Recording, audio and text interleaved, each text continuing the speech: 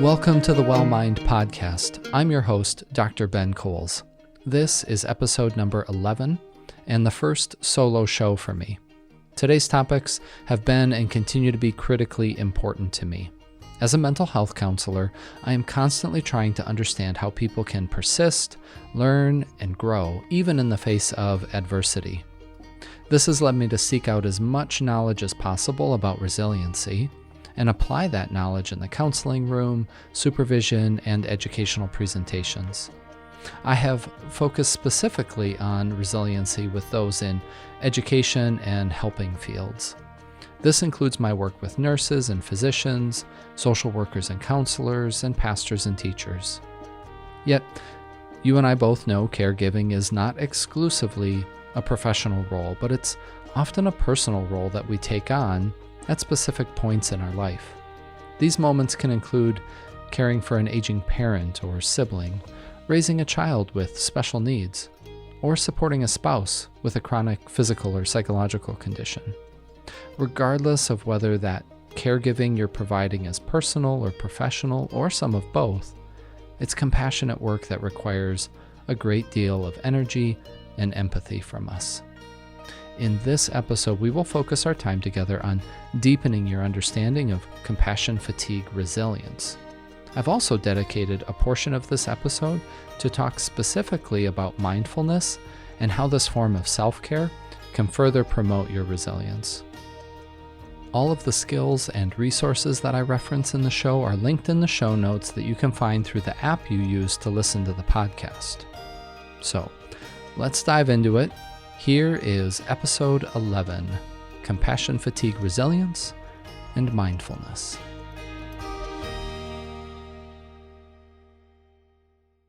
Compassion fatigue is really an extension of the research that has been done on burnout.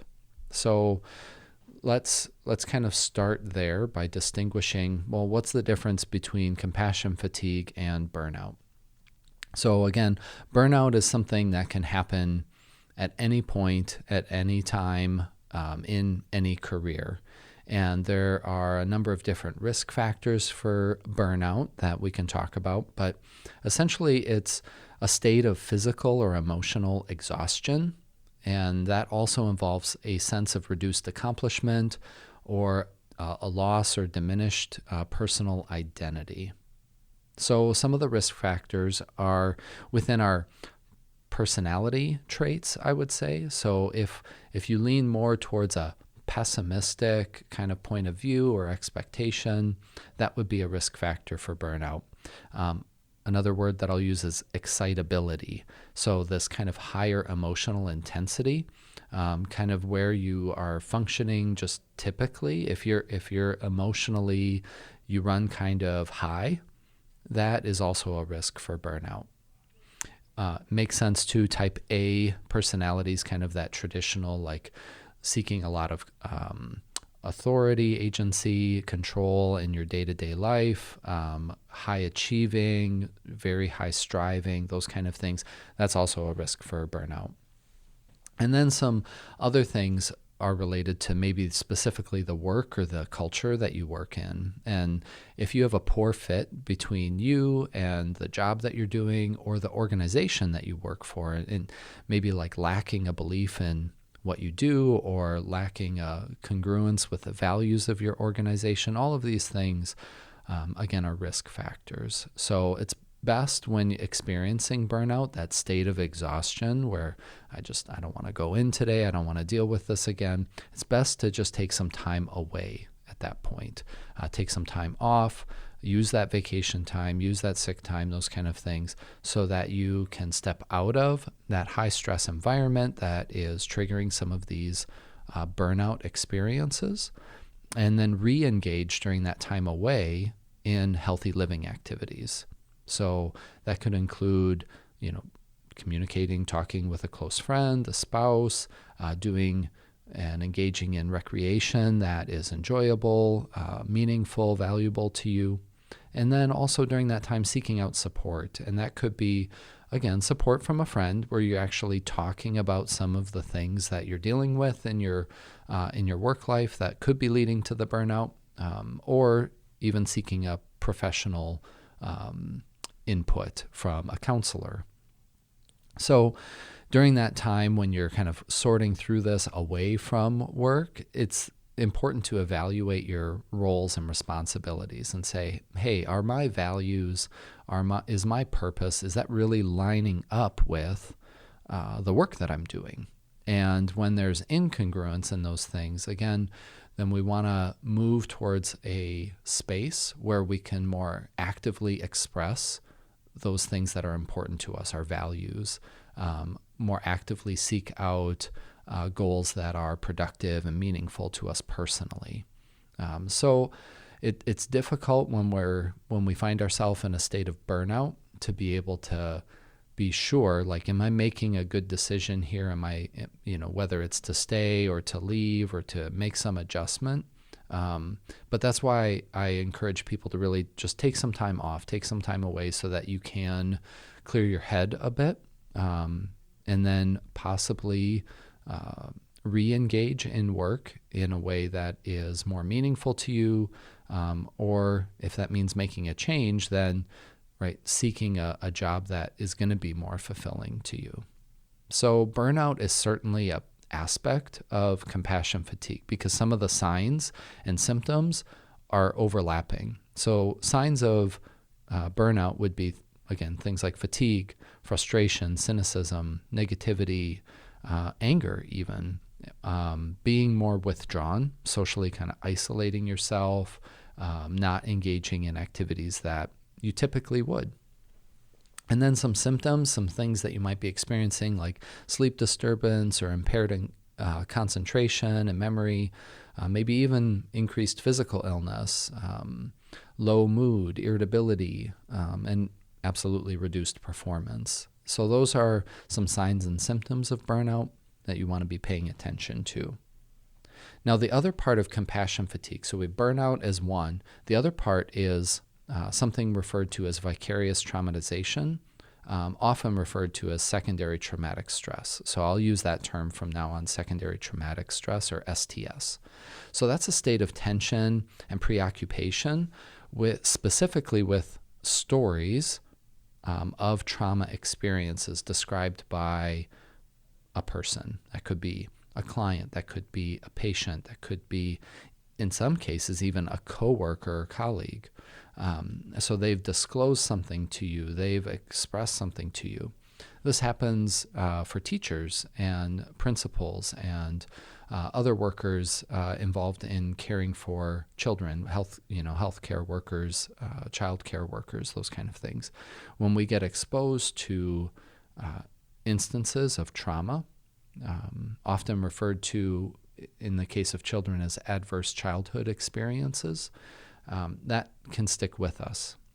So when we experience that secondary traumatic stress, some of the risk factors or triggers for that can be your own previous exposure to trauma. So interaction with suffering people and limited supportive resources are also contributing factors there, but we'll circle back to this in a little bit when we're talking about other risk factors to compassion fatigue. When you have your own experience of trauma or your own adverse childhood experiences, and if you have never fully addressed those or worked on those in a therapeutic way, that can put you at risk for this kind of secondary traumatic stress. Some signs and symptoms, you're going to notice an overlap here. So things like relational problems or hopelessness, apathy, anxiety, kind of questioning your purpose or your identity, those are all signs that secondary traumatic stress is possibly happening. And then specific symptoms actually mirror PTSD or post-traumatic stress disorder. So rumination on the trauma. Maybe that's the narrative that you've heard or the story that you've heard, kind of replaying that in your mind. Maybe it's intruding on your dreams, which then, of course, is going to be disruptive to your sleep. Intrusive thoughts and images. So maybe that person has described something that's happened in some detail. And so you can actually picture that in your own mind happening. And those kind of thoughts or images are popping up in an intrusive way, right? You're not trying to think about it, but here they are kind of on your mind. Additional symptoms can be avoidance or negative changes in mood or thinking. Again, becoming more pessimistic or cynical. And then increased emotional reactivity would be kind of the final one. So if you run at kind of a higher emotional intensity just in general, and then you're experiencing the secondary traumatic stress, emotions can feel very overwhelming and very disruptive. So compassion fatigue is really a combination of both of these things happening. Okay, so before we go any further, I want to talk specifically and kind of define some of these terms that I'm using: compassion and fatigue and resilience. So compassion is all about empathy. We can't have compassion for another person without empathy. So compassion is all about empathic concern for the suffering and pain of someone else. Then fatigue is this extreme tiredness resulting from mental and emotional exertion, specifically in this instance. So we can certainly feel physical fatigue, but when it comes to compassion fatigue, we're talking specifically about mental and emotional exertion. Then resilience, this is the key part here, the process of adapting and persisting in the face of adversity or trauma or tragedy or just significant stress. So we oftentimes think of resilience as bouncing back from something. That's not really the case.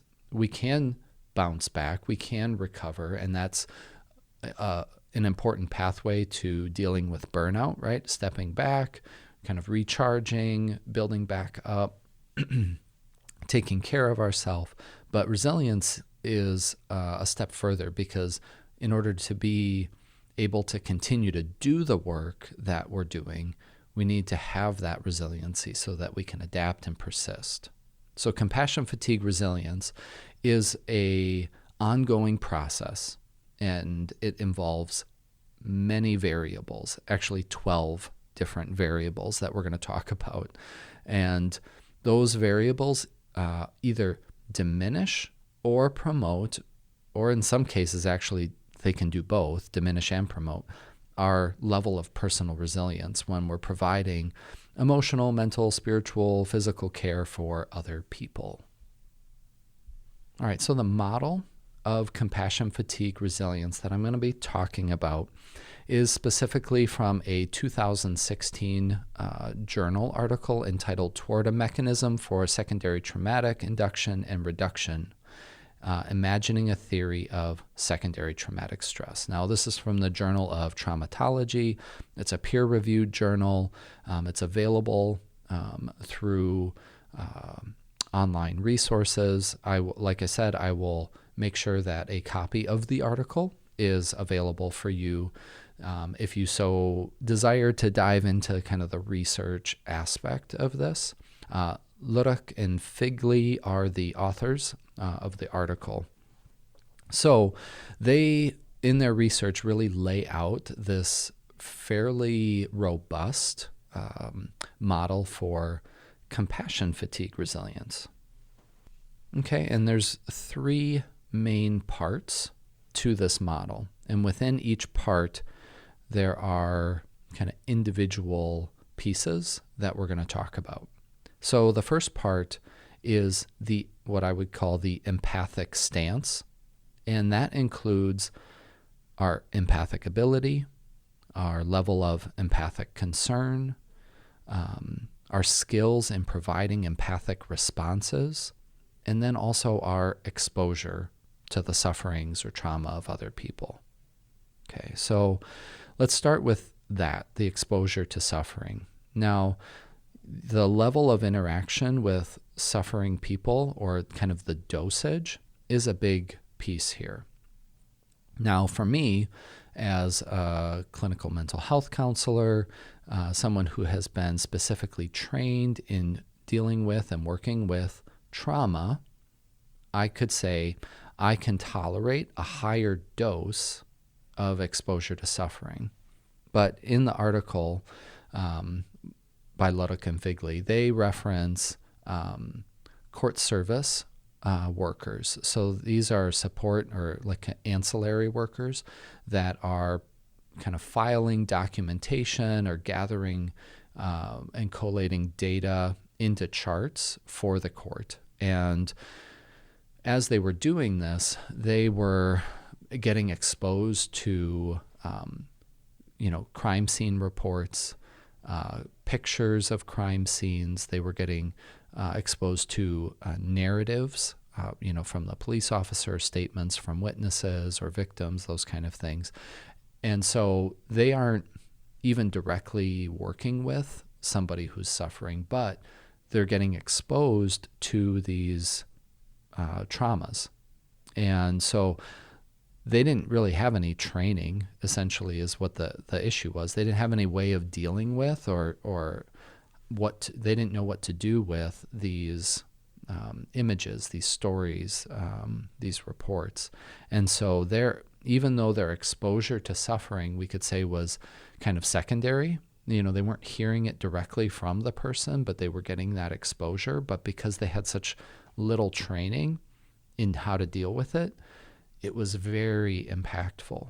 So dosage really is dependent upon your preparation, your training, to be able to deal with trauma, to be able to take that in and handle that in a way that isn't disruptive to you in a prolonged fashion. I can say as a counselor, like when I hear a trauma story, of course it bothers me. Of course it impacts me. But over the years and through training, I've been able to develop ways of managing that, of containing it to the room or containing it to that therapeutic setting or relationship. And I certainly don't do that perfectly. And things still definitely get to me. But, I feel pretty confident in being able to handle that. Okay. So when you're thinking about this for yourself, what's your dosage? Yep, that exposure to suffering. I want you thinking about that. So, say you're a teacher in a classroom and you're saying, well, I don't really hear, trauma stories from students all that often. But I guarantee if you teach long enough, at some point, you're going to hear that. You're going to hear about issues of abuse and neglect. You're going to hear about mental health concerns that are impactful. You're going to hear those stories, whether that's directly from the student or just about the student. So there's going to be exposure there. So then also, in addition to reflecting on your exposure, it's also reflecting on what kind of training do I have for this? What kind of preparation do I have to be able to handle this and integrate this or work with it? Do I know what to do with it when I hear about some of the awful things that happen? Okay. So then let's move into talking about empathy, because this is all about the empathic stance as well. And this is broken down into three pieces. So there's empathic ability. So that's a person's capability or proclivity for recognizing the suffering in others. And this empathic ability is really, really important in providing care for someone else, because you need to be able to build rapport with them. You need to be able to recognize how things are affecting that person in their life. You need to be able to see that, and that seeing of the other person, that validating, that understanding and recognition is a huge part of creating safety, a huge part of creating an environment or a relationship that says, hey, I'm here for you, and I'm going to be with you through this, right? So that ability to recognize the suffering in others. And actually, a side note here, the higher level of empathic ability that you have, the greater satisfaction you're going to have in working with and helping others. So this is interesting because the empathy is really a double-edged sword, right? On the one hand, people who possess and practice empathy in a active way, they're going to be more effective at building and maintaining those relationships. And frankly, you're going to be more effective in a helping role, whether that's in the classroom or at the bedside or in the counseling room. So because of that, because you're going to be more effective, you're going to be good at maintaining and building those relationships, you're going to be more satisfied in the work that you're doing. You're going to be more satisfied in the relationships that you have. But then as we look specifically at empathic concern, right, that's your explicit level of compassion and helping, right? So this empathy, while that's good for building relationships, that's good for increasing your sense of satisfaction, when you have this empathic concern, and that's needed to be effective, it also is kind of inviting or increasing the level of exposure you're going to have. So when you not only recognize the suffering in others, but you express that concern for them in an empathic way, you're inviting that person to share more with you. You're inviting them to be able to disclose more to you. And so that's increasing that dosage. That's increasing your exposure to suffering, which of course is a risk factor for compassion fatigue. So that's what I mean by it's a double-edged sword, right? So when we practice and possess empathy, we're opening ourselves up to the pain and suffering of others in a very personal way.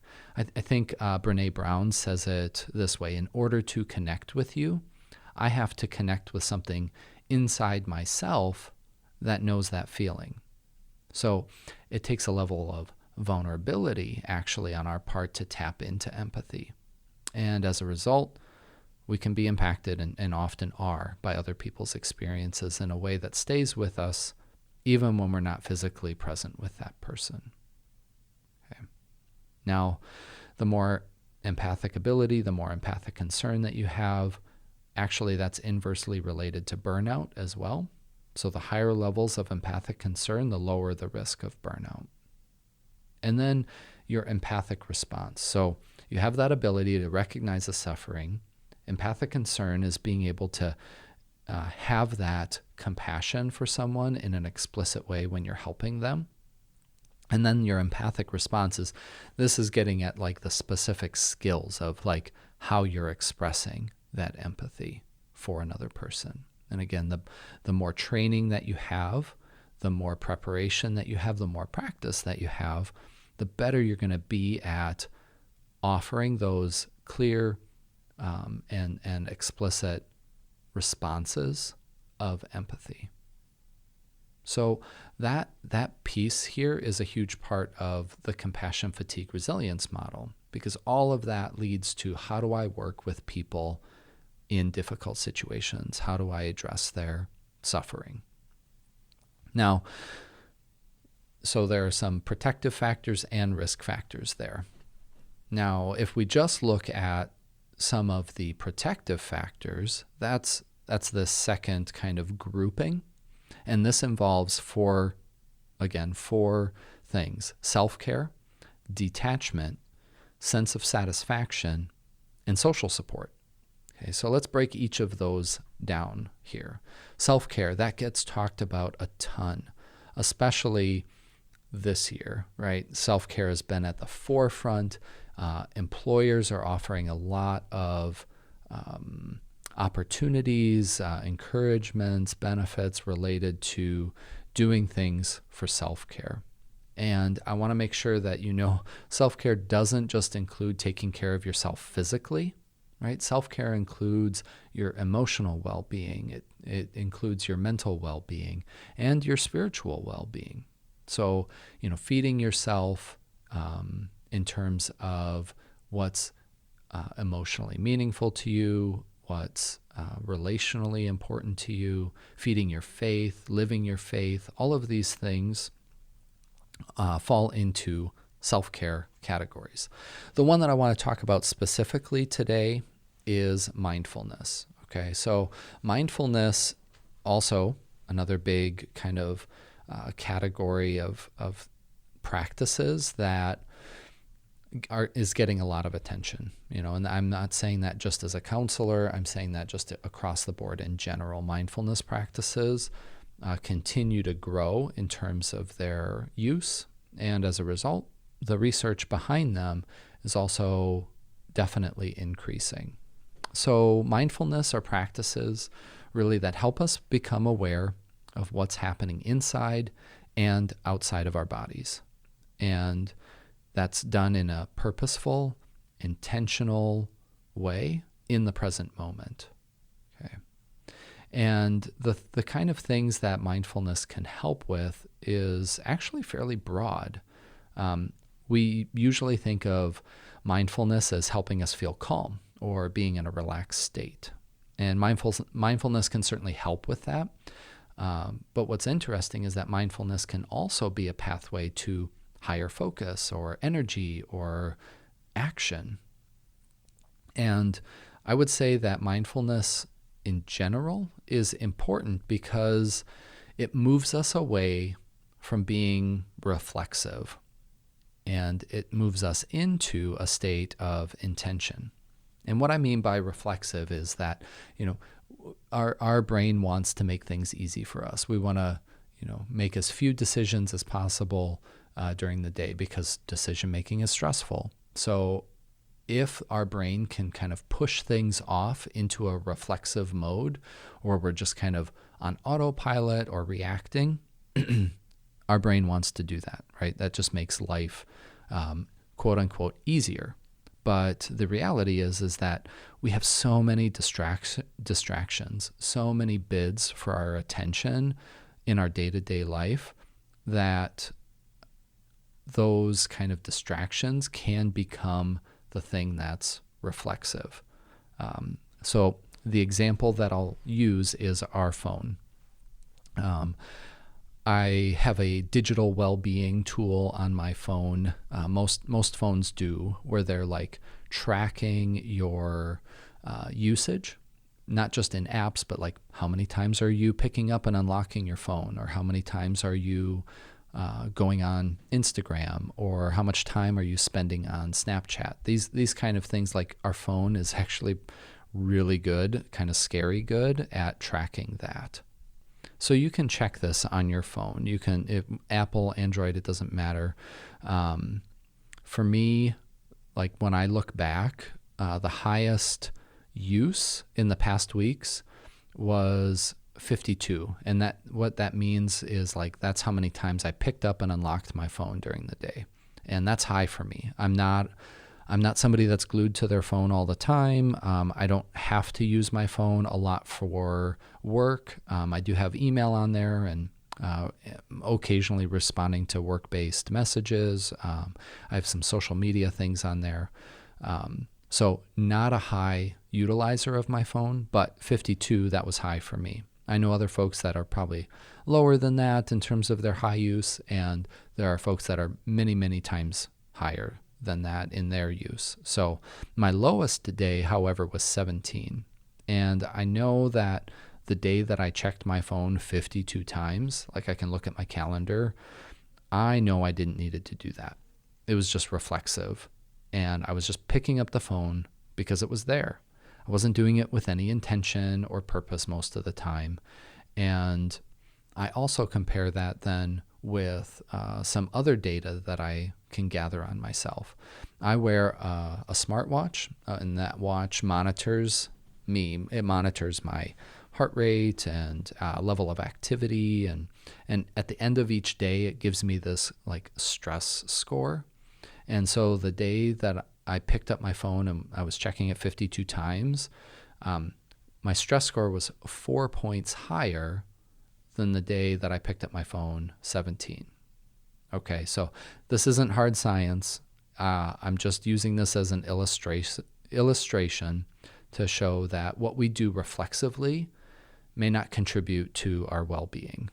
But in mindfulness, when we can act with intention, then we can direct ourselves, whether it's our thoughts or our actions, and I would say, even our emotions, into states that support higher functioning and personal well-being. So did I pick my phone up 52 times that day because I was more stressed, or was I more stressed because I was picking up my phone so much?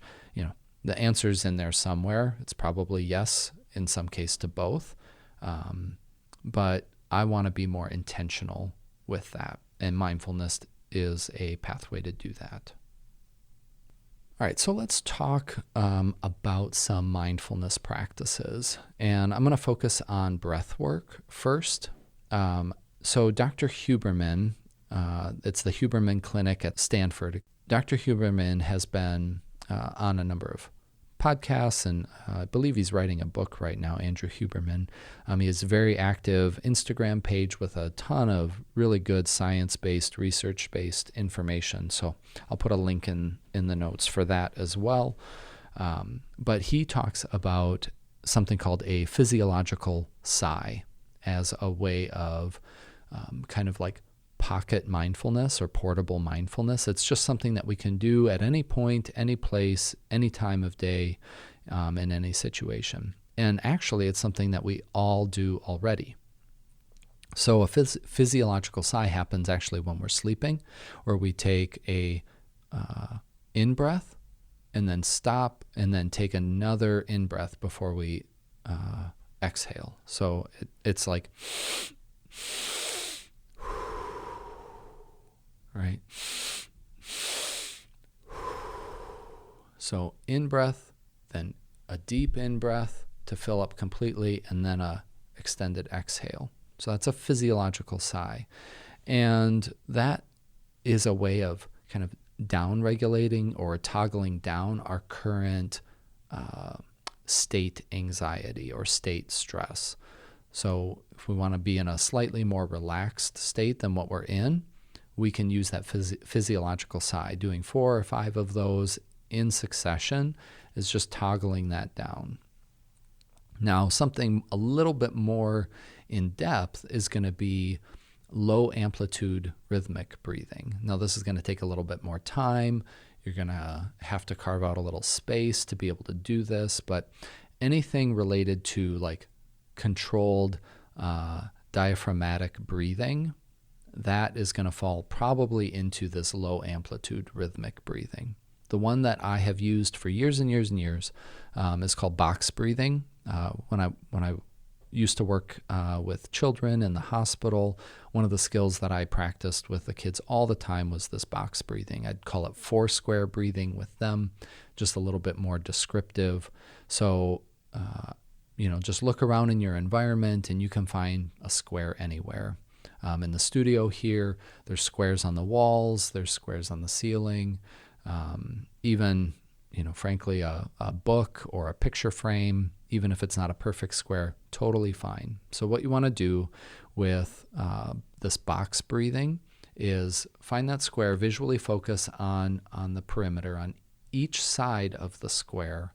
Then you are going to do a different part of your breath cycle.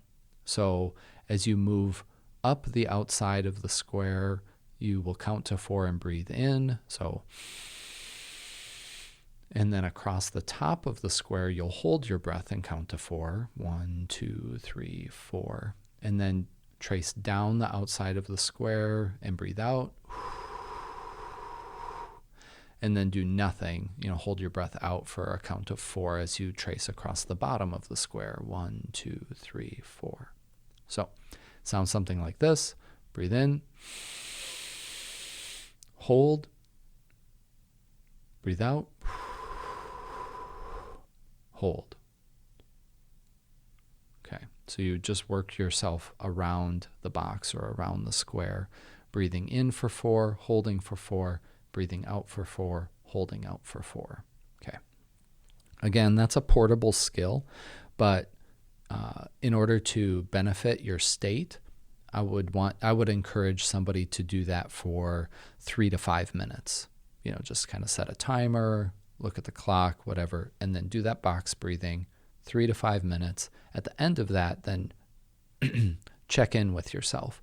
Is my state anxiety or stress lower now than it was before?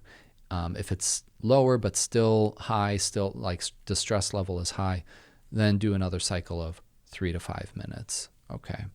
So that, and box breathing is something that's not strictly therapeutic technique. Navy SEALs are actually taught to do box breathing when they're in high stress situations so that they can kind of downregulate their level of intensity. Now, high amplitude rhythmic breathing can go the other direction. So if I'm using low amplitude rhythmic breathing where I'm counting, I'm doing that very intentional, slow, diaphragmatic breathing. On the other hand, high amplitude breathing is going to increase my level of attention, focus, alertness, right? So when I go out for a run, of course, my breathing rhythm changes, right? So my breath is deep, but it's much quicker, right? And then the harder I run, the harder I'm working, the higher that amplitude of breathing is, right?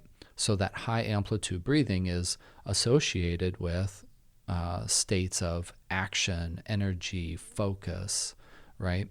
So we can do that without having to get out for a run or doing, sprints up and down stairs, but simply by practicing some high amplitude breathing. So that's like 25 to 30 breaths in a row, deep, but also quickly. One example of this type of breathing is promoted by Wim Hof. So an interesting character. Certainly if you Google Wim Hof, you'll find lots and lots of online content about him and from him. But essentially, he's one of the promoters of these practices of high amplitude rhythmic breathing. You also have holotropic breathing, tumo breathing, these kind of things. A lot of those are tied in with other practices and philosophies. But in essence, what you're doing is increasing your state of alertness through this high amplitude breathing. So quick ins and outs, but still deep. One thing that probably these, like Wim Hof, some of these have not caught on, I would say, because they make a lot of claims that aren't supported by research. Now, I'm more apt to point somebody toward Wim Hof because they actually are doing quite a bit of research. They're in the labs, they're testing, they're running studies on the impact of his breathing techniques, and preliminary data is quite positive. It's really good. So something to check out. I'll put a link in there. If you try Wim Hof, make sure you're not driving. Please don't be by water. Just be sitting in a safe space or laying down in a safe place while you practice that. It's pretty common for people to experience some tingling sensations in their feet or their hands by the time they get up to that 25 to 30 range of breaths. Okay. Mindfulness isn't only breathing, though, right? Mindfulness can be, pathways to mindfulness can be any number of ways. So when we think about our senses, a common mindfulness technique that I will implement is called grounding. Now, there's short and long versions of grounding. I'll go through a short one today, and that's just called 3-2-1. So it's tuning into your senses by naming 3 things that you can see at this moment. So for me, I'm looking at my computer here, the microphone, and the TV. Then name 2 things that you can hear at this moment.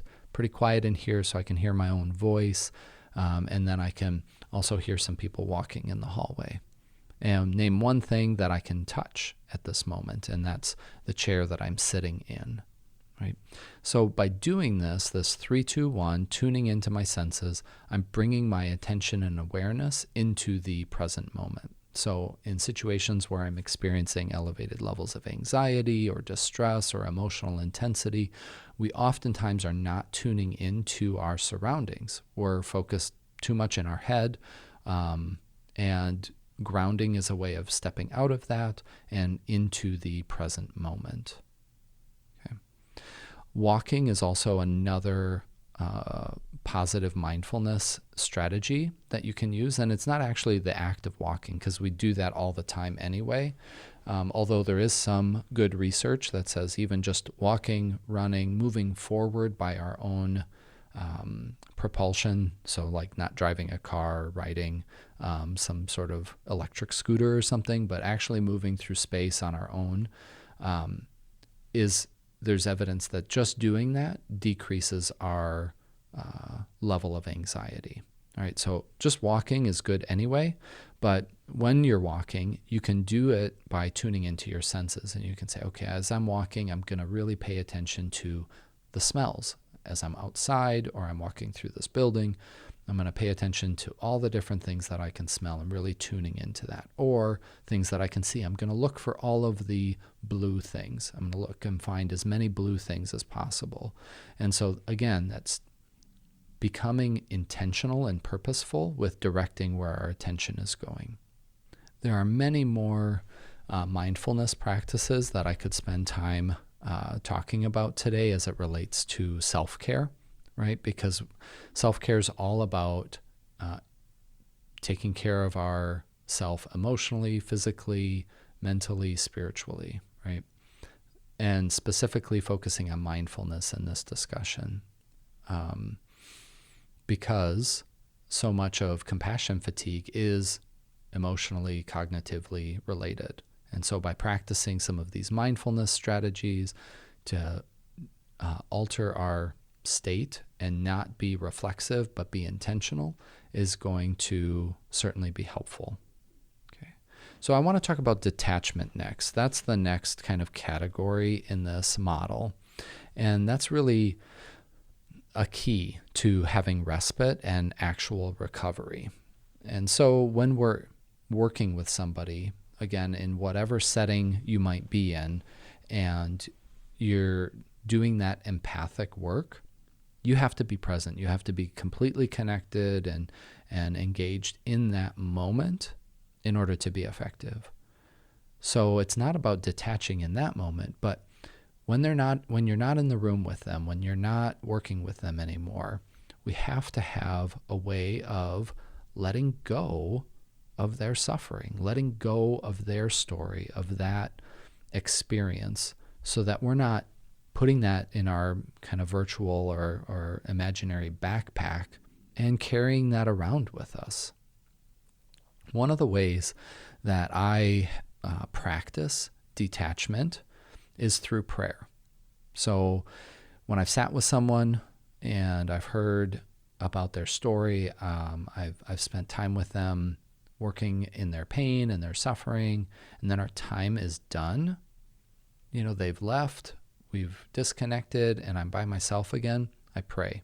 And I have kind of a formatted prayer that I use. I'll share that with you now. It goes something like this. Thank you, Lord, for granting us the opportunity to be together and blessing our time with your grace, mercy, and truth. Grant wisdom and healing through this time. Now I place this person fully into your care until the next time we are together. Watch over them with your divine guidance and protection, and aid me in letting go of their pain, and grant me peace and rest in you. Amen. Right, so I'm practicing some gratitude there that I've been privileged to be able to spend that time with them. But then I'm also acknowledging that when I'm not with them, they're not mine to take care of. They're not mine to be responsible for. And so, again, whether you're a nurse, you're a teacher, you're a pastor, you have to do that compassionate work, that empathic work when you're with the person, when you're with your students, when you're with your patients. But then, end of your shift, end of the school day, you go home, or you're already at home and you're doing these things virtually, so you close your computer and you walk away. Before you do that, have some sort of a practice where you can let that go, right? So you're not carrying that with you. Now, I'm not saying that's going to be perfect, and things are going to come up. I know even when I lived down in Florida, I had like a 45-minute commute home, right? And during that time, I would spend that listening to music or in prayer, or I'd call somebody just so that I could disconnect from my workday, from the clients that I saw, from the content that I was dealing with, all of that. So I could disconnect from that so that by the time I got home, I was able to be present with my family. Now, did that work every time? No. There'd still be times when stuff would come up. And so then I'd have to pause and attend to it. Because if I didn't, right, then that's intruding on my time with my family, my time as a husband or as a father. And that's not where I wanted to be. So detachment is really that key to being able to recover so that you can go back the next day or the next shift and be able to do that same work, that same empathic work again. So sense of satisfaction is the next category. And this is really your sense of fulfillment in the work that you're doing.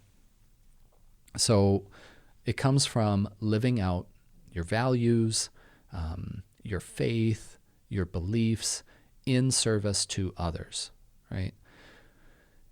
When we are serving ourselves, we have a lot harder time finding satisfaction.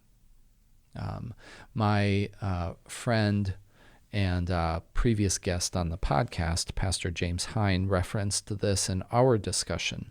And he had made a comment that researchers ask people to try and make themselves happier.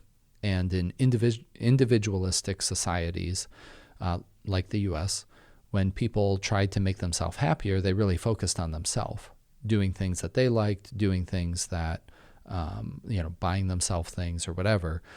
And it really did not, it just wasn't successful in actually making that person happier. But in more collectivist or community-focused cultures, what people did to make themselves happy was focus on serving others, be of help and assistance to others.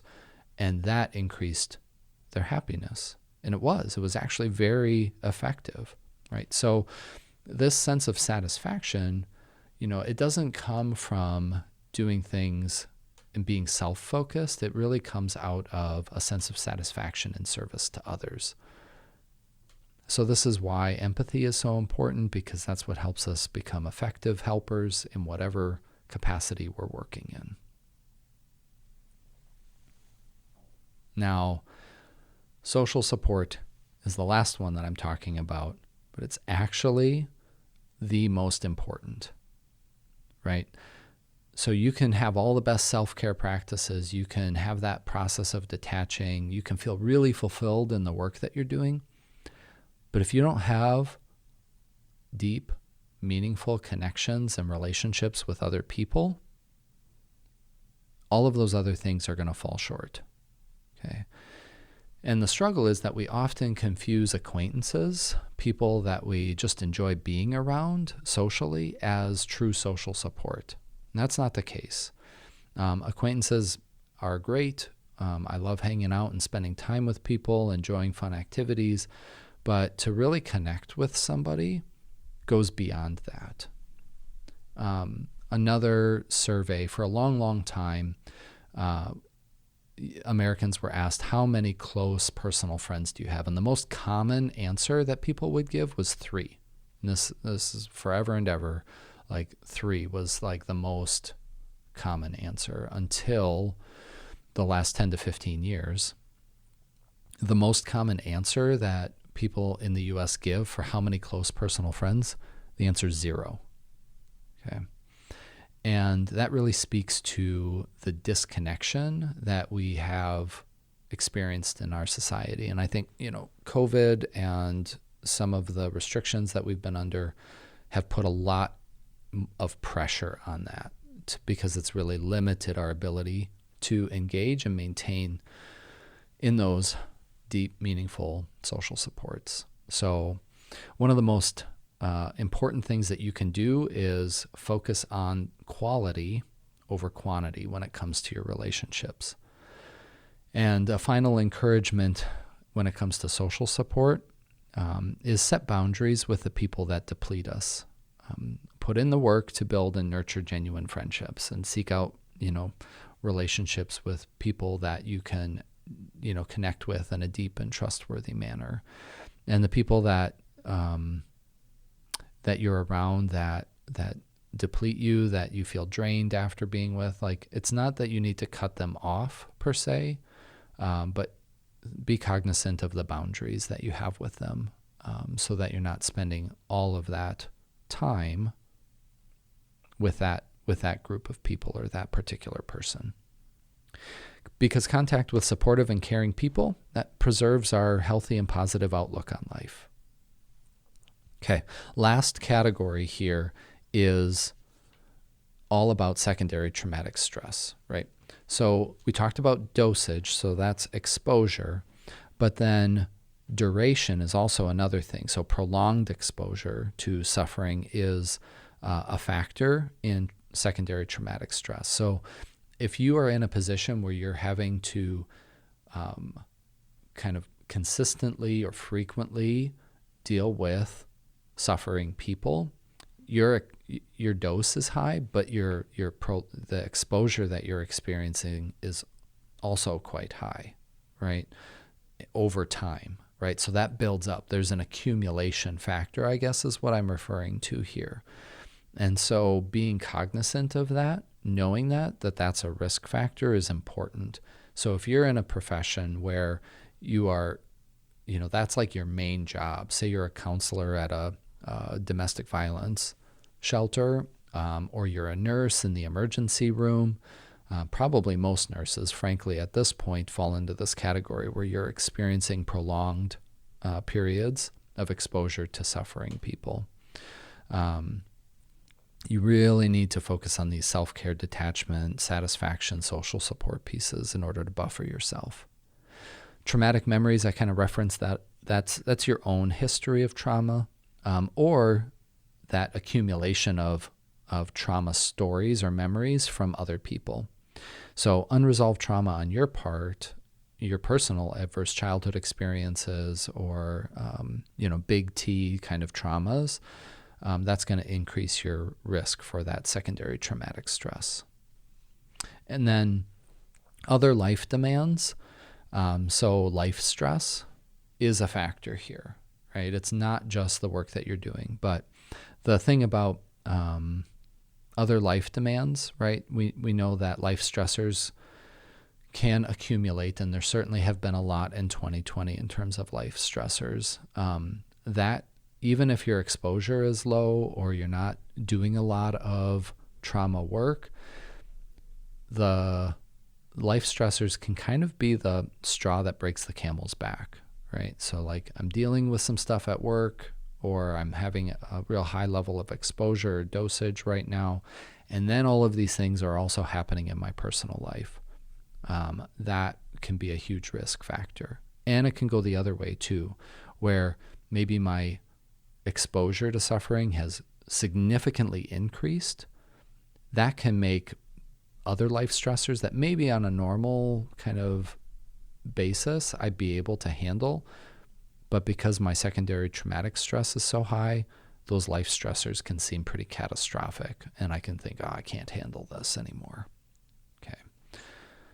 So those are the main factors that are risk, right? So just experiencing those symptoms of secondary traumatic stress that we went through, that's going to diminish your compassion fatigue resilience, your own traumatic memories, that is a risk factor. Extended periods of exposure and the interaction with life stressors can diminish as well your resilience in compassion fatigue. So that's the model. So what do we do with this, right? Self-monitoring is a huge part. And this is where I'm going to end things today. I'm going to talk about self-monitoring. So there's 4 assessments that I want to introduce that you can use. These are open access. Again, I'll link them so that if you feel so inclined, you can evaluate these for yourself, right? So just monitoring your general stress level. I would encourage you to use the How Stressed Are You assessment. So it's a Likert scale, so you're going to be rating yourself on a scale of 0 to 4. And some of the questions for that are like, I get headaches, or I feel emotionally numb, or I'm irritable and easily annoyed. I find it hard to concentrate. I have back and neck pain or other chronic tension-linked pain. So these 25 questions really get at how you've been feeling in the last month, right? And so you write that number and then you total it up, and then you are given a range, right, on how to interpret that. So like 0 to 25 is your total score. That suggests you're probably in great stress shape. You're doing okay. But then on the high end, if you're in that 76 to 100 range, right, that score suggests that you are experiencing a very high degree of stress and a lot of impact from that stress on your well-being. So that's a general stress assessment. Then monitoring your self-care is another piece here. So how are you doing actually with the self-care practices that you say you're doing or that you intend to do? So this is more of a checklist, and that's suggestive rather than exhaustive. And it's really meant to just help you reflect on your self-care practices. Where are the strengths in your self-care routine, and where are there some things that maybe, there's a hole there. You're just not really attending to it. So the self-care assessment is going to ask you about your physical self-care practices, your psychological self-care, emotional, spiritual, relational, and professional. Really, it covers the whole gambit. Okay. Again, suggestive, not exhaustive. Then as you look to evaluate your life stressors, this is going to be the life stress test. And this is, again, a checklist of life events. So not super scientific here, but there is some research that backs this up and kind of goes into how stressful certain life events are. And it really looks back over the last 12 to 24 months. So whereas that initial one, the How Stressed Are You, that's just getting a snapshot of the last month in terms of your symptoms. This one is a checklist that's going to look at what are all of the other life stressors that you have gone through in the last 1 to 2 years, so that okay, well, is this, has this been high? Have I gone through some things? Has this been a relatively quiet time for me? So that you can reflect on that. And that's called the life stress test. The last one is specifically about compassion fatigue resilience. And I really like this one. And I oftentimes use this in a clinical setting or in a supervision setting. And it's the professional quality of life scale. And this is an assessment that provides scores and feedback on burnout, compassion fatigue, and compassion satisfaction. So there's really 3 scales that are taken into account on this assessment. This one is a little bit longer in terms of the time it takes to answer and then score, but it's well worth it. It is only 30 questions, again, a 1 to 5 scale. And then when you add everything up, it's the third page. If you pull this up, you can look at it. It'll say, what is my score and what does it mean? So you're going to rate, you're going to add up the total score for the questions on the compassion satisfaction scale, and then the burnout scale, and the secondary traumatic stress scale. And again, it's going to give you a low, moderate, high in each of those. So we want, in a good, positive, healthy situation, we want high levels of compassion satisfaction and, low to moderate levels of burnout. Hopefully it's less than low, but the reality is, work is stressful. So of course that's going to impact us. And then secondary traumatic stress, we want that to be low, but based on your dosage, based on your training, based on how long you've been doing this, that's going to be low, moderate, or high as well. So these are self-monitoring tools that you can use to check in with yourself and give you some guidance on how you're doing currently with that compassion fatigue resilience.